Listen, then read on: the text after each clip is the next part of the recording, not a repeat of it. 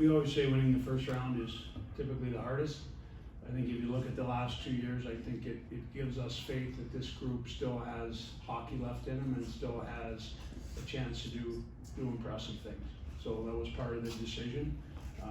You look at again, I've said this a few times, you guys might get tired, but you look at the Islanders series 2 years ago, you look at the Rangers series this year, we very well could have won either of those series.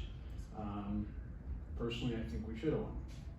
Obviously matter of opinion, but so that gives us the belief that we can still be very competitive in this league and do special things. These guys too, like, these guys are special players. These are generational players. These aren't, you know, really good hockey players. These are generational players that make people better. So we still feel like we're in the mix of the top teams in the league.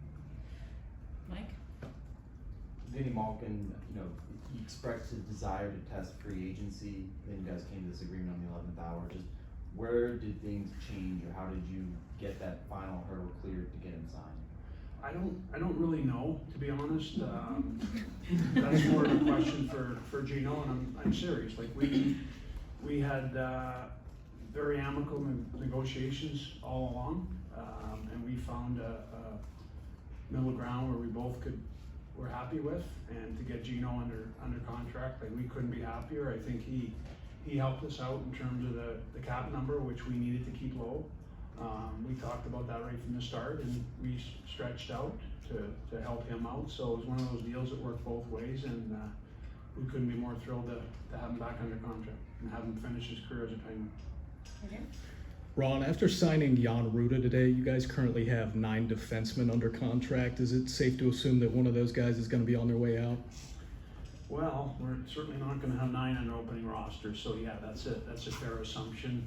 I don't know where that's all going. You know, sometimes you sit down and wait till something moves before you sign a guy, but we felt like we wanted to get a little bit heavier on the back end. We feel Jan is a very good penalty killer, a real solid guy to, you know, play with really any left-hander on our team. So we feel like it's a good addition to our team, and we feel like we got better and kind of added a little bit of the girth that we feel like we need in front of the net and penalty killing situations. So we like the ad, and as far as the 90, I'm not exactly sure where it'll end up. Taylor? Where do you say things stay with Kasperi Kapanen right now, and how confident are you that something gets done before that reaches arbitration?